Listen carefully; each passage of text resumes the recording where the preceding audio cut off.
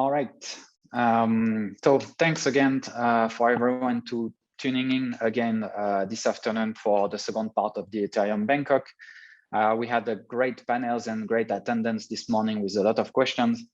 Now it's one panel that I think everyone was asking what's going on in the NFT space.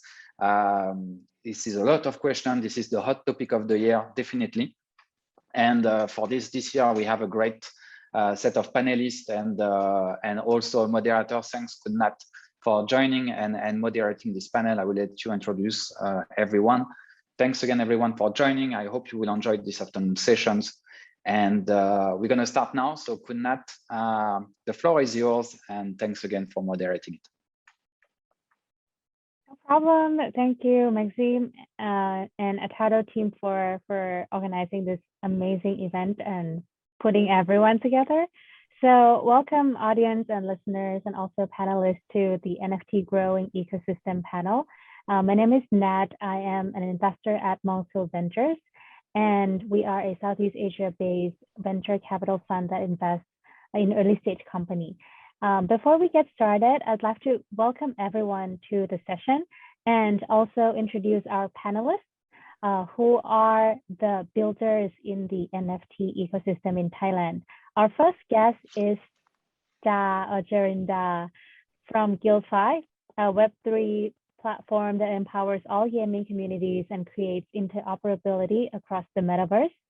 Our second guest is Kunpal from KX or Kasikan X. He's the head of venture builder there, and KX has recently launched an exciting NFT platform called Coral, and I'd love to hear more about it as well during the panel. And last but not least, Kun Samret, CTO of Bitkub blockchain. Welcome everyone onto the panel. And before we get started, I'd like to open the floor and let everyone introduce the exciting things that you're building today to the guests. Maybe just a quick 1 minute introduction will be great. Maybe we can start with Ja first. Hello. It's working, right? Yes, it does. So just briefly introduce myself. I'm Ja, project lead from GuildFi. So what basically GuildFi is trying to aim for is we want to be the interconnected Web3 platforms that maximize the yield and NFT usage across the metaverse. So the platform itself try to connect investors, guilds, games, and the metaverse together to find the match between them and have eventually, find best usage of the NFTs in the space right now, which is what we think that is going to be big in the next eras. So what GuildFi's aims right now is doing is that we also providing early startup costs for game, for example, Axis Infinities that people are playing for to earn. So we think that in the next 10 years, the gaming industries will change dramatically, and we're here for that. Great, thank you. Next up, Kunpal Ka. Hey guys, thanks for having me today. KX is a venture builder that focus on building businesses in decentralized finance and beyond.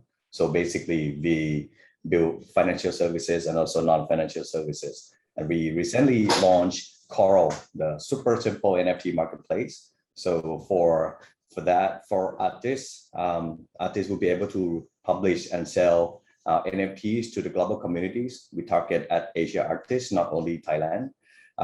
Then they will be able to have peace of mind in terms of national upfront costs because we use lazy minting, and underlying technology is basically Ethereum. Then the third one is really important for artists as well. It's basically the profile or the how to make sure that they are original artists, so they are validation and etc. to help artists to have that peace of mind. And on the other hand, for buyers, NFT collectors, NFT investors, or art lovers will be able to come and collect using, a typical payment method using fiat money, credit cards, mobile banking payment, etc. And then they will be able to showcase their NFTs and also be able to really interact with their beloved artists online and also offline, because we're going to have Coral NFT walls as well. So that's what we've been building. Last but not least,คุณสำเร็จค่ะ Hi everyone. I'm come from Bitkub blockchain technology. This is different from the Bitkub online. Bitkub online it take care on exchange side. Okay. For me, we building the company for building the ecosystem of blockchain, and we have our own chain called Bitkub chain. Yeah. The product that we already run, one is called PUBG NFT. We have 2 seasons already for this NFT collection, and the latest, yes, but for the NFT in MUT Meet Universe Thailand for the NFT is for the airdrop, and the new product that we just launched is Morning Moon game. The Morning Moon is gamification. Every product is run on Bitkub chain. The vision for us is we build infrastructure, and we will try to make like a pilot project a lot, and in the future we will make like a SDK to everyone to join the ecosystem of the Bitkub. Thank you. Great. Thank you, all the panelists. I feel like I want to try all of your infrastructure and platform already. So maybe we can start with Ja first, who's building NFT and gaming platform. So I think this space is super interesting, but maybe we can start from the basic a bit and give the listeners some background. Can you explain what NFT is in a nutshell, and why do we need to know about it? Yeah, sure. I'm not sure how technical we should go into that. Like, what is NFT is pretty broad on how to explain it. So let's start with a very basic one, which is NFT is basically just a token, like Bitcoin or anything that you're using, but it's non-fungible. So what non-fungible mean is, it means that the token you hold it basically gives you a true ownership, and it's not able to separate out as basically like Bitcoins. You holding the actual ownership of the tokens. NFTs are basically like one of a kind of the assets that you hold, which implies basically if you bought and one of the tokens and you hold it, and that is it, right? You hold that thing forever, and no one is going to be able to temper that tokens and change it to something else. Why is it very big for such gaming industries, arts, and collections? Is because all this kind of thing is what you really want, is that the unique of it, the rarities of it. And this NFT concepts applied perfectly to this kind of things, right? For example, if you want to buy game assets, if it's come from traditional gamings, you're not owning anything in that kind of sense, because the owner of the assets is basically the game publishers, right? And the game creators. The NFT assets came into here and changed everything. Basically, you're holding the assets by yourself. You have the ownership of it. And the most important part of this is it creates interoperabilities between gaming, which means, for example, if you play CS:GO, you have a skin a gun skin or a knife skins. What if you can move the skins to another game? Let's say like battle, and and apply the skin to another game. This is not really possible or seamless in the past, but with everything that is implemented as an NFTs, this basically going to change everything in the gaming ecosystem.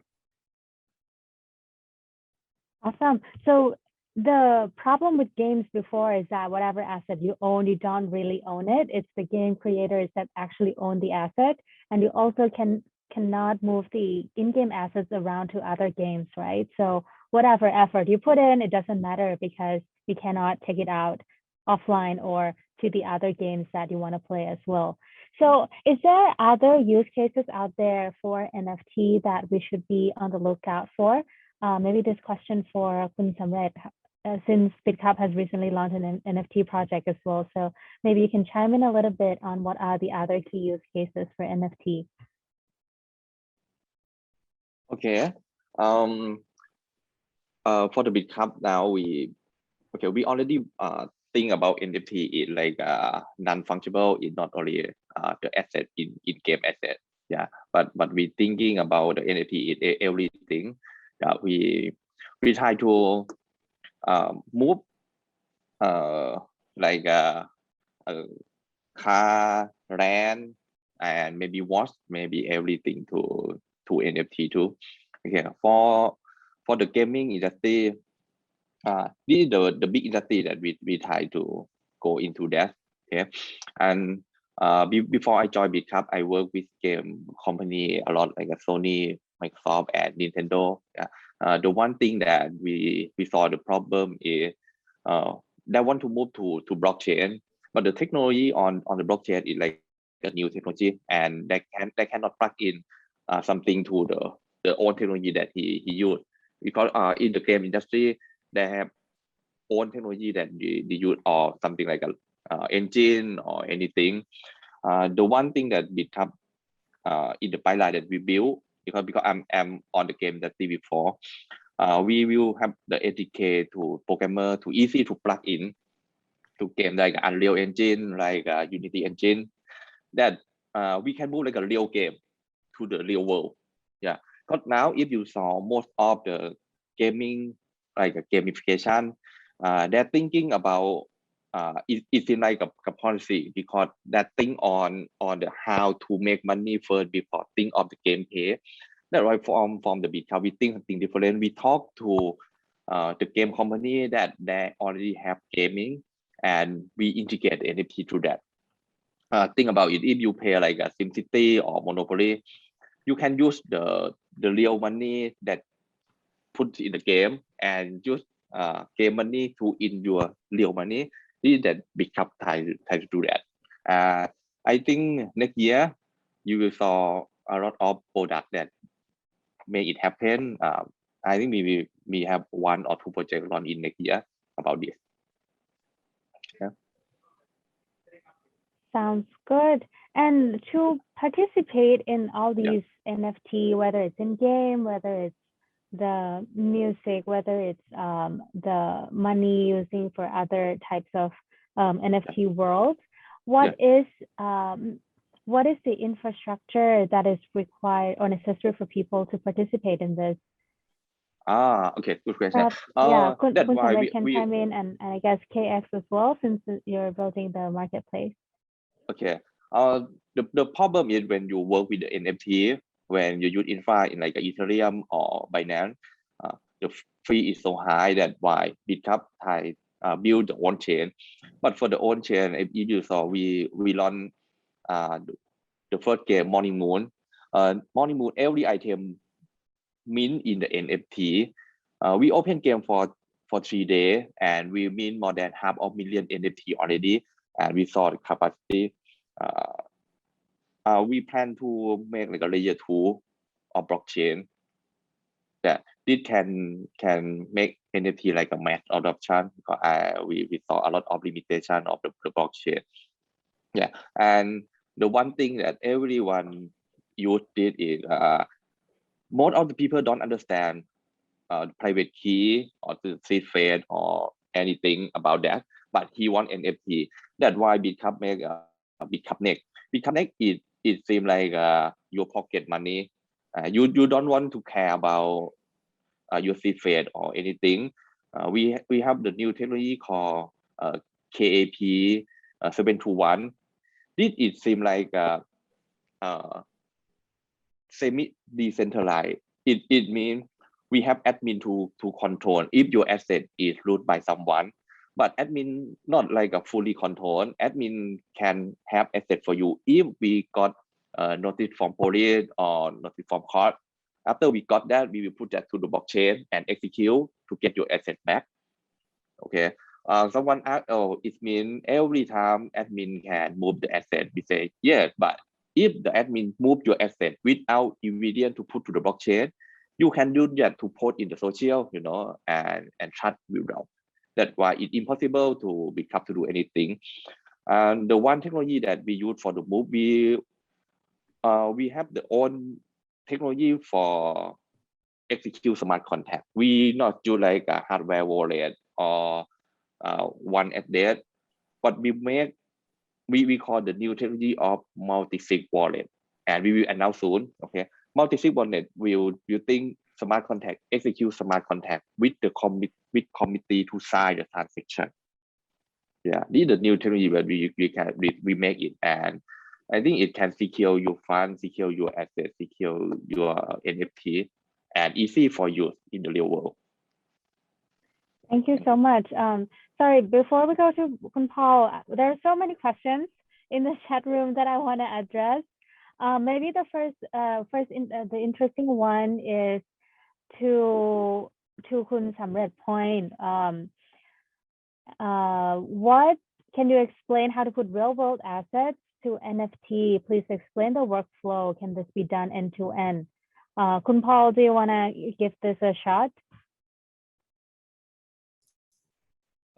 There are a couple of ways to do this. You can tokenize the real world asset using asset-backed method, or you can basically use records that represent ownerships of sorts. I would say, if you look at the land use case or the title deed use case, you can tokenize the ownership into the blockchain, and then it helps you track those ownerships. So who's the one who does the tracking and ensuring that the person who buys it have the right to that asset? I think there will be different key stakeholders because when we talk about real world asset, there will be very key stakeholders. For example, the governments, the land departments, banks, and also probably developers, and also at the end the pipeline is basically the end beneficiary. So those are the people that really need to be on board. So if you want to build something. So does that mean that today, because they're not on board yet, does it mean that the people who buy NFT that links to real world asset have the actual right to that property or ownership? Yes, for Bitkub, yes. Okay, I saw the question, the process how to mean live. I will explain you because before I joined Bitkub, I worked with PSA Singapore before to make a real world asset to NFT for loan, and I worked with MakerDAO before. MakerDAO the owner of DAI to make NFT and collateral to DAI. Okay, the process is the same. When you have land or you have maybe car, okay, you should give that to custodian, and custodian will keep the real world asset and then mint the NFT in the blockchain. Okay. This means this NFT is represent for your asset, but not represent for your value. Okay, we should have another we call creditor or auditor to check your value, to check if car, then we check what happened your car, blah blah blah, and they check your account. After that, they will confirm the credit to NFT. Okay, we will have two sides in the blockchain. One signer from custodian, and another one is signer from credit or auditor or maybe legal to approve. Okay, after that, we will got one token we call NFT token and have value in that. Okay, you can use this to make a DAO to collateral or anything, or you can trade. Okay, and example, if I sell to someone, if that one got the token that can go to that country. Example, if this token mean from Singapore, you should fly to Singapore and show your passport or anything from the Singapore law to get how to you. Okay. The problem is sometimes when you sell the NFT, we don't know who buy your sale, right? And someone like anonymous, they want to get like a capital gain of the NFT only.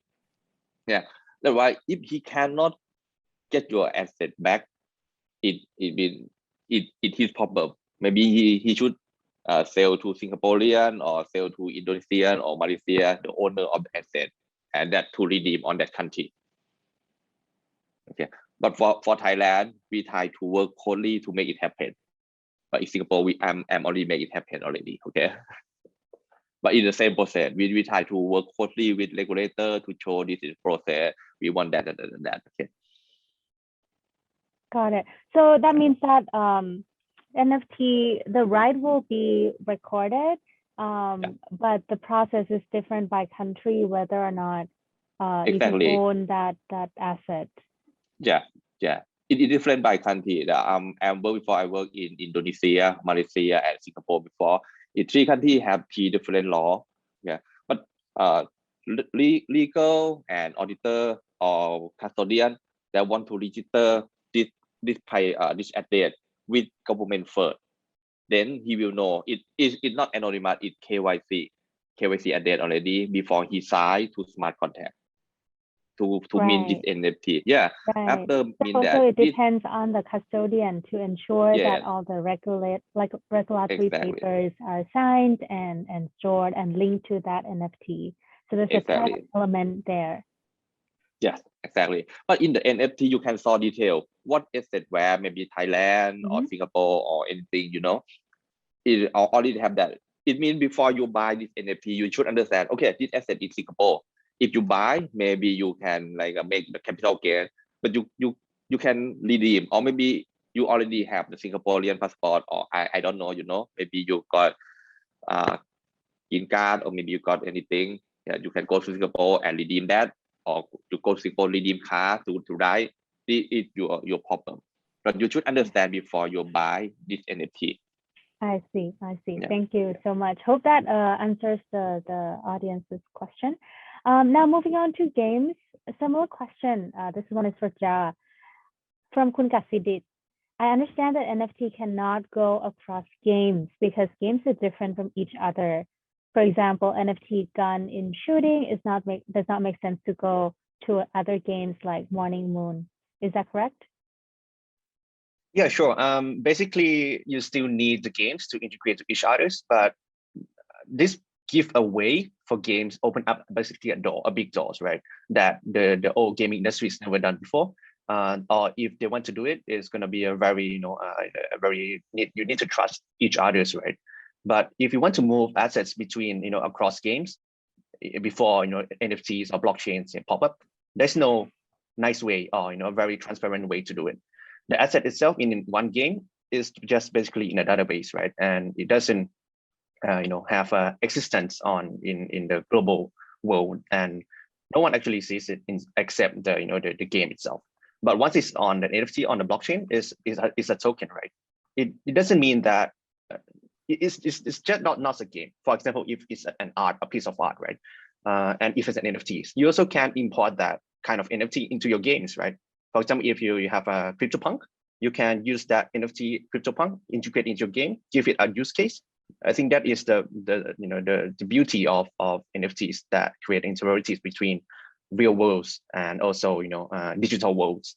I just want to add something about real world or assets and NFTs tools. I think on that part is mostly regulations part, because what could really represent an NFTs and let's say lands in the real world is the wall of it is basically regulations, right? What actually prove that NFT you are holding is really represents that land.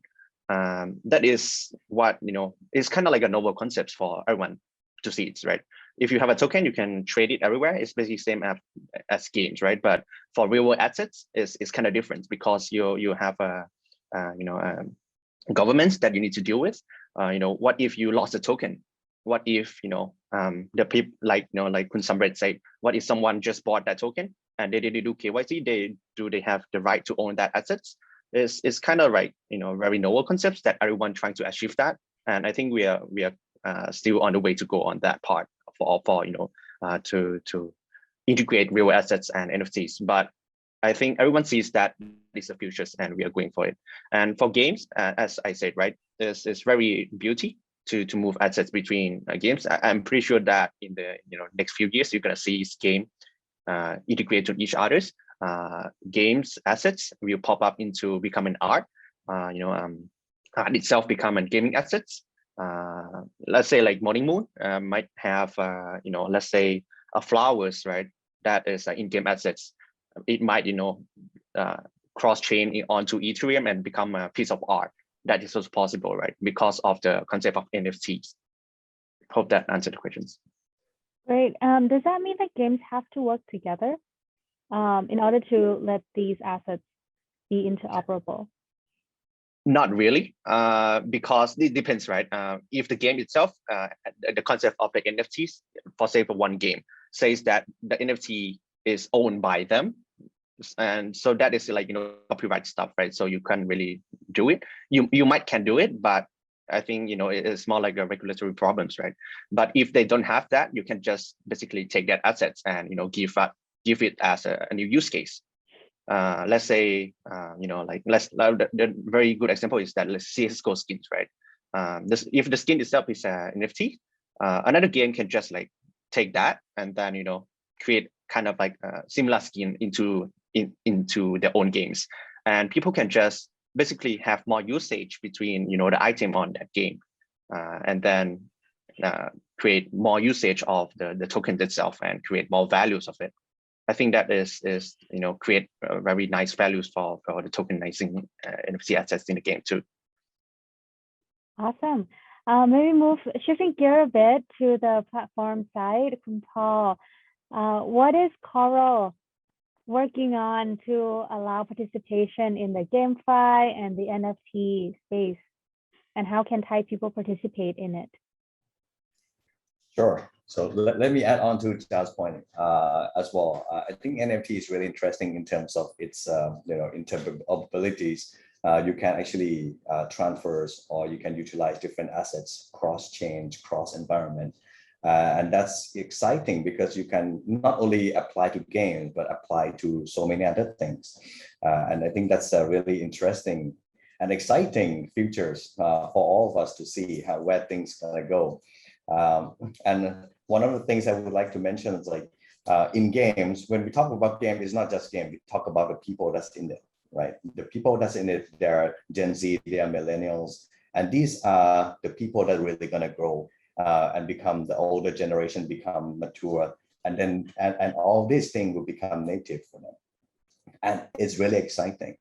And for Coral, our thesis is basically we see the space, NFT space, we see the DeFi space, and we see the pain as well, that people who really understand this is only less than 1% of the whole population. So our thesis is that how can we actually bring that value to the 99%, to the rest of us today, not tomorrow, right? So basically that's our thesis.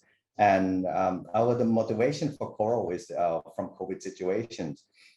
We saw a lot of pain. We saw life loss. We saw business went down. We saw family broke down. We saw a lot of things, and we also saw glimpses of light as well.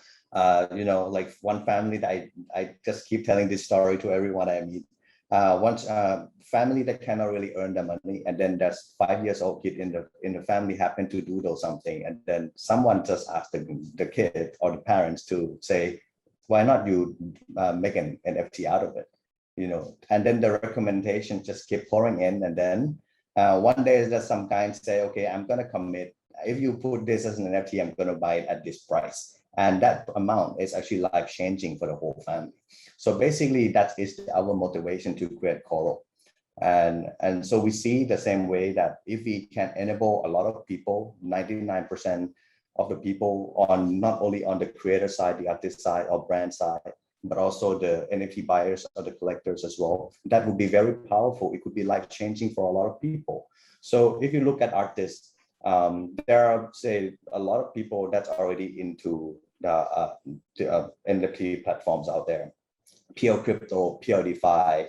But for us, we say, okay, if you want to really solve this pain point to the 99% of the people, then we need to make it very easy, right? So that's why we build ourselves as a super simple NFT marketplace. So because we say it has to be very simple, it has to be simple enough that people who know how to sell online, they can just onboard Coral, right? And then and the second problem that we saw is that a lot of people have skill, but they don't have the budget. They cannot take the risk whether, you know, they mint first and then they have wait for the market to actually buy out their art. We see so much pain point out there, and then we say, okay, we need to do something. We look through the whole space, the technology stack, and the way we can help to solve this problem. And then we saw lazy minting. It's a very classic concept in the DeFi world. We just adopted it and we say, okay, let's do this. Then that's why we can say that there is no upfront cost. People can just upload the files, put it on the store, sell it. When it's sold, then they would be able to get the revenue that they need. Then the rest will come. Right, and then the identities and etc. as well. Currently, there are two key pain points for artists. The first one, they cannot sell. The second one is that the artwork gets stolen. So we want to make sure that we can help on that front. So this is the artist front that Coral help. And we do see that it's not only in Thailand, but also the whole Southeast Asia, our whole continent, we are creative powerhouse, I would say. And that's a lot of artists, professionally, and also artists so that really embedded in a lot of people. We see that if we can really bring this power to these guys, then they will be able to make a living out of this. And it's really powerful, just like what you mentioned just now, that the people in the Philippines, etc. You know, that's do all that. And then for the buyers, how to make sure that it's really simple. Use the simple method that you already know, you know, in any way that you like. It could be credit card, debit card, or mobile banking. Just use that. So what this is if we can make this happen, then there will be a very strong dynamic between the artists, the buyers, and also the sellers. The artists, the buyers, the sellers, the brands, everyone will come together in one roof, and then they will be able to interact to each others in a very healthy way. And they don't actually need to understand cryptocurrency. So basically that's our thesis. And we hope that we will be able to really solve a lot of pain points. And it's actually compatible with all the, you know, like what GuildFi has been doing and all that. So I think that's really exciting things. And right now, is Coral live? Can people go and use it? Can artists go on the platform and start selling? Right now, we are onboarding artists and brands. There are processes that we are helping artists to come on board, set up everything. And when the launch is within this year, that we expect to launch before the year end, so that people who love the arts would be able to come in and purchase art and then collect NFTs into their wallet. So that's our aim. Awesome. Just one question from the audience to you as well. Which entity can offer today, can offer real world asset conversion to be NFT and trade digitally here in Thailand? Sorry, can you come again? What entity can convert real world asset into token for trading digitally in Thailand? Is it only Coral, or are there other platforms out there? There are a couple of ways there, but that question is pretty broad. So if you talk about NFTs or art, yes, Coral would be able to help you to publish and promote and also sell to the global communities, and that's NFT art. But if you look at the issuance of tokens, say for example, ICO, you know, investment token, asset-backed token, in order to do fundraising, etc. There are ICO portals, for example, like Cubics, That's it in our book as well. They're doing ICO portal. So there are multiple companies depending on what is the goal of issuance of those tokens. Great. Thank you. Very clear. Okay, this question is a bit ideology, but I want to ask you, since Facebook has come into the metaverse space and changed the name to Meta recently, is there a threat? Is that a threat to the metaverse? Because Facebook is still centralized. So wondering if you have thoughts on, the entrance, whether it's a friend or a foe to the decentralized metaverse space. So this is open to any of the panelists.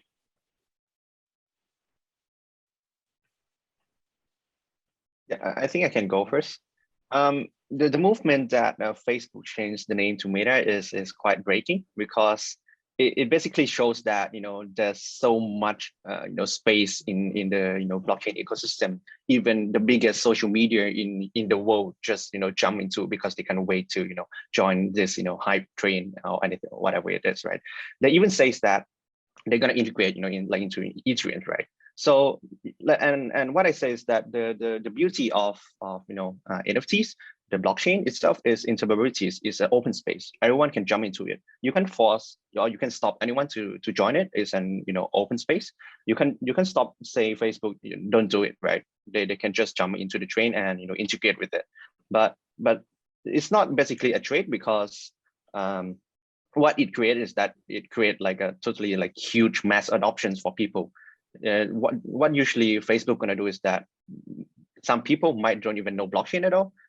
More than, I would say, 95% of the world don't even know what private key is or whatever it is, right? And once people might say is that Facebook, or their centralized service, whatever it is, right? But the realities of the decentralized world is that is kind of like hybrid anyway, in this kind of sense. Everyone is half half decentralized, half centralized. The service in the world is basically centralized. So for Facebook coming in is a very, very unique way, and open up a very big wall that is for mass adoptions. They have how many users that ready to learn about what NFT is if they integrate into Ethereum or any blockchain is. And that is, you can see them as a marketplace that people can just hop into, look into assets into the metaverse, and then this one looks good, and then they just want to buy it. And now they need to learn the wallet, they need to learn the concept of private keys, they need to learn what blockchain is, and that create a very, very unique way for onboarding people that don't even know or don't really care what blockchain is. So you think it's a friend? Sure. For me, sorry. Yeah, you go on, Samrat. I'm done, I think. Okay. For me, I saw after Facebook called Meta, I think, oh wow, it's really good. The next YouTube just born, I just example. In the past, when you have video, it's really hard for you to put somewhere to storage your video, right? After YouTube happened, you can write everything in the YouTube, and now you can write it in the Facebook and YouTube Live. You don't want to have your server and keep the rank file. But for the NFT, the problem from the NFT we have two kinds. One that I told you, real world asset. You have someone to centralize your asset and tokenize, right? Okay, like game, all the asset, picture, image, everything add in the game, and then tokenize NFT to represent your game. But the problem for if you want to NFT music, NFT art, who hold that? You got my point? If you host on the file in OpenSea, and one day OpenSea close, you will have only NFT, but you not have media or file in the NFT because they're linked to the OpenSea server. This is not decentralized, Then we want to find someone like a hero to keep on the NFT media or file or whatever. I mean, if Facebook do something like that, I think everyone will make NFT and put media to let NFT represent to Facebook, and that Facebook will free for you. And I don't care if Facebook have own blockchain or anything, because in the blockchain technology we can bridge between chain. It means if someone mint NFT in Facebook, they can bridge to Ethereum, bridge to Binance Smart Chain, or bridge to Bitkub chain to sell it. But file will represent in the Facebook server, and then if they host the file in Facebook server, Facebook will not make file disappear or make the bandwidth like so bad. If you make like the big the full movie in your Facebook, when you got your NFT, you will still saw it because you have the right to do it, something like that. Yeah, that's why I think this is like a big change for the game. Yeah, thank you. Okay, it's done. Great. Okay, so it seems like the jury is out whether it's a friend or a foe, but people, since you haven't chimed in on this, between decentralized protocols versus centralized platform, who do you think will be the winner? I think it's going to coexist.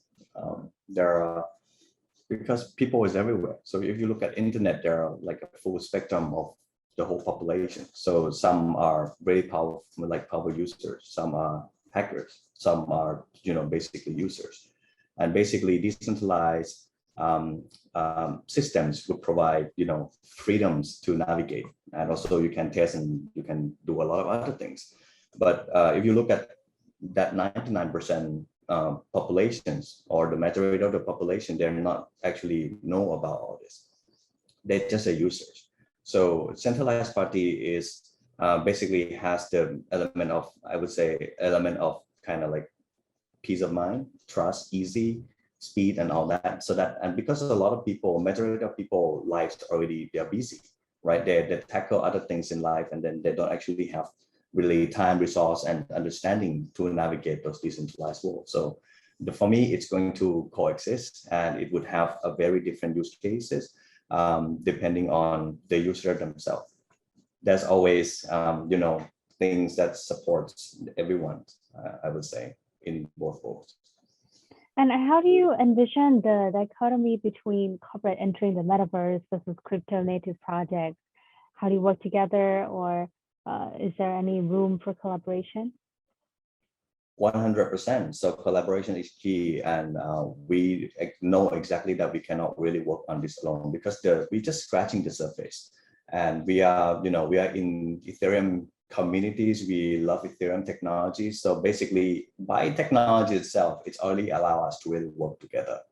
And for us, when we look at building business, we don't actually look at only the technology, but we look at the full stack, how we actually create products or services or businesses that really actually can solve pain points for all people.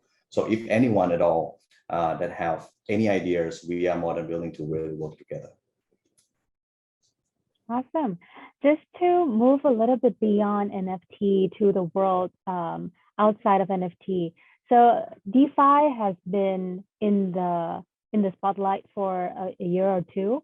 In your opinion, maybe Jack can chime in on this. Do you see a future for NFT collateralized loan in the DeFi space? Yeah, sure.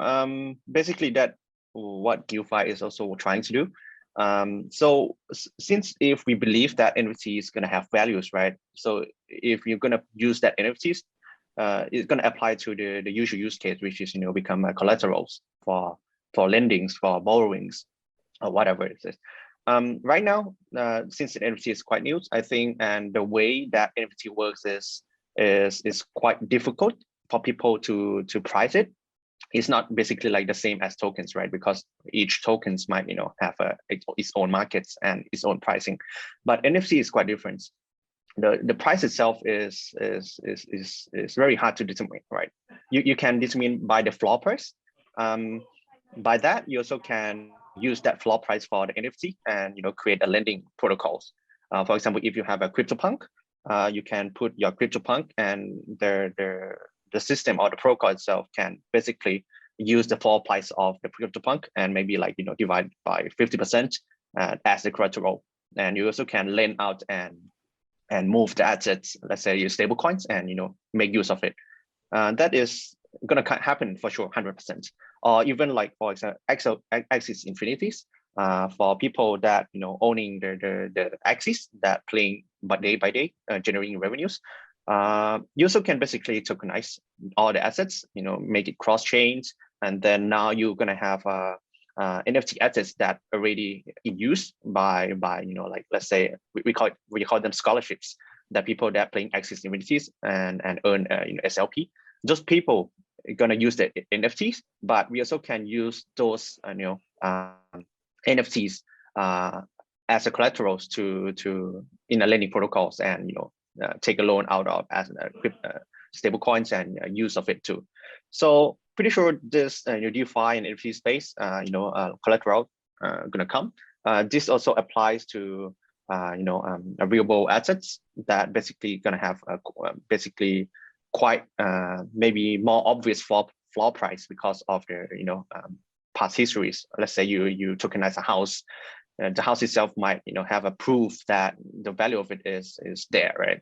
And if the regulators and if all of the parties agree that the token itself is basically representing the house itself, putting the house and as a token, put in the protocol, lending something that you need, stable coins or altcoin or BTC, and doing something else is going to come. It's already happening actually. It depends on how much you trust that basically more. And how do you determine the floor price? Oh yeah, for floor price, right? You can determine it from secondary markets like OpenSea. That is what usually people do. But it's gonna be quite let's say complicated, because OpenSea itself is not really truly decentralized. There's still a lot of trust that you need, because you need to sign a contract. You need to basically it's similar to a state channels, right? You believe that the contract you sign, the message you sign, gonna apply, and OpenSea is gonna do that for you. So the floor price itself, you right now there's not really a good place to get it, except you just aggregate all of the secondary markets, big NFT marketplace, and determine the floor price of it. Awesome, thank you. Kunta, did you have anything to add? Yeah, sure. Okay.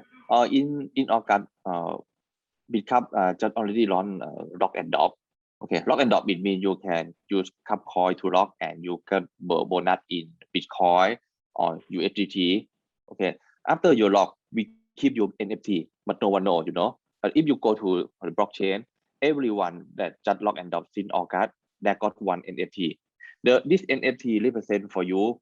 It means you can claim profit every day, every block, if you're owner of this NFT. We talk, this NFT is like a bond. When everyone invest on that time, Bitcoin is around 50,000 that I remember. Now Bitcoin is so high that it means they can sell this NFT to someone.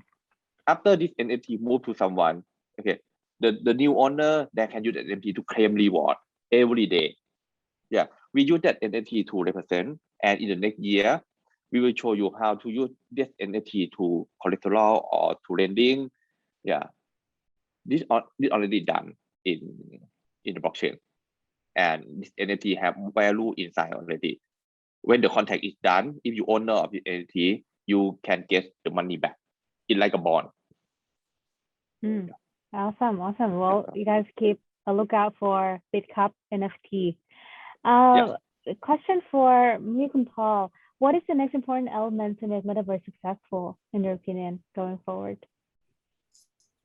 Going forward will be how I think we can already see people's lives actually live in the physical world and also in digital world.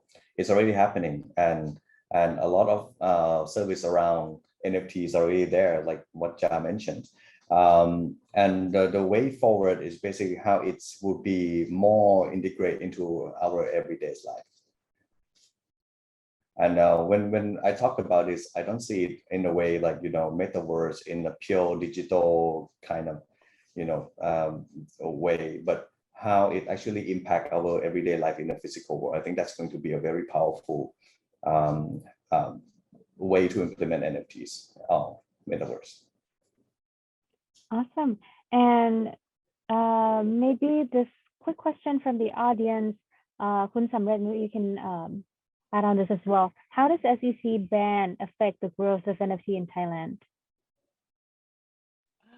Okay, just go to two parts. Okay, NFT not ban you for create NFT. Okay, everyone can create NFT, like you can create your own software, and I can sell to you, sell to everyone by peer-to-peer. Okay, SEC not ban you. Okay, just understand that. Okay, but we work closely with regulator. Okay, and the one thing that regulator they worry about if someone make like a fake NFT, it means that NFT not have already real asset. They have a lot of questions like if someone make like an NFT and so this NFT is like art inside, but this art is in your own house server or your own server, and after we buy that and you close the server, it means that NFT no asset in that. What happened? That's why regulator want to regulate if you make NFT to public, but if you make in your personal, they're not banned. Okay, now I think in the future regulator will have law or something to announce if you want to open NFT market to the public, what you want to do, what the security, what you want to read on that process. He tried to make it happen, but they worry about fraud so much. Okay, if he have fraud, who responsibility, who lost the money? He is the worry for regulator. But to be honest, he not banned. Okay, most of the NFT like the lock and dot that I told you, the NFT, we already have Hub and Ethereum backup in the smart contract. We show that smart contract already have assets for sure. That's why regulator okay to have that to public. And like MUT or PUBG, all the file we put in the IPFS. That's why your file is always on the blockchain, not root for sure. We pay a lot for the gas fee. We pay a lot for money to make it happen. Like MUT, if you saw the news, the gas fee about 10 million baht to make it happen. When you put someone in the blockchain like a file, it costs. But someone want to make NFT from the zero cost and sell in the million. Yeah, that is that regulator worry. Okay, to be fair, I think maybe next year we will know how can you make NFT right way and you can sell it to public. Yeah. Okay, awesome. Yeah. Just to cap off the conversation, maybe just a quick one sentence. What's your prediction for the NFT Ethereum ecosystem in 2022 for all the panelists? Okay. You can go first. Well, okay. Okay. I think for me in 2022 NFT will so famous, and we will have like a standard format for NFT to everyone can use together. Now each of NFT have own format and not like cannot collaborate together. And I think next year is so fun. We already have a lot of product that we cannot announce yet, but a lot of product you can solve what we do with the NFT. Yeah. Awesome, Kun Paul. Yeah. Prediction. I think we're still kind of like exploring. I would say we're still in a very early stage of NFT. If you look at it as a technology, it's still a very early stage of that. So there will be plenty more innovation, I would say, coming next year. And who knows what it's going to be. Right now, we see, a lot of stuff. We see projects like Loop, for example, reverse economics of NFTs. We see so many other things. We see fractionalizations, we see so many things. So I think for sure it will be more innovation into the space. And I also see that there will be more innovation in terms of how to bring NFTs to the hands of the mass. And lastly, Ja. Yeah, sure. The first thing is the innovations gonna keep improving. We would say NFT standard in technical ways is pretty old, and it keep improving. It started, since 2015, by CryptoKitties, right? 2071. And I think the standard itself is gonna improve. And what I think in the next years gonna come basically is the use case of NFTs. Right now, people just keep creating NFTs, and it's just like a hype train, right? And it's basically like you can look at it as people might look at it as a bubble or whatever it is, but I think it's more like a initiators for the real usage that is coming in the next years. The NFT itself gonna have more usage, like compensate like the reverse concept of loot itself, creating something random, and people can just use it, and that NFT itself should have more use case. And I think people and games and everything, they right now keep exploring, and many games right now they also bringing breaching of the established NFTs like CryptoKitties or CryptoPunks or Penguins, bring those NFTs to their own games, to their own gamification system, and create more interoperabilities between NFT itself, chains. Yeah, it's gonna be a very exciting moment for the next years. Awesome. Well, thank you everyone for joining the panel, and thanks to Maxima and Untitled for this amazing event. Bye. Yes, and right on the button. And thanks a lot for everyone joining. Paul, and thanks for that, Kunnat, for moderating. Really appreciate you taking time for the community. In the next session is on assets with ZipMax, Atato, and Fraction. So stay tuned. Just give us 5 minutes to wrap it up and join again the event. Thanks again, and thanks, guys.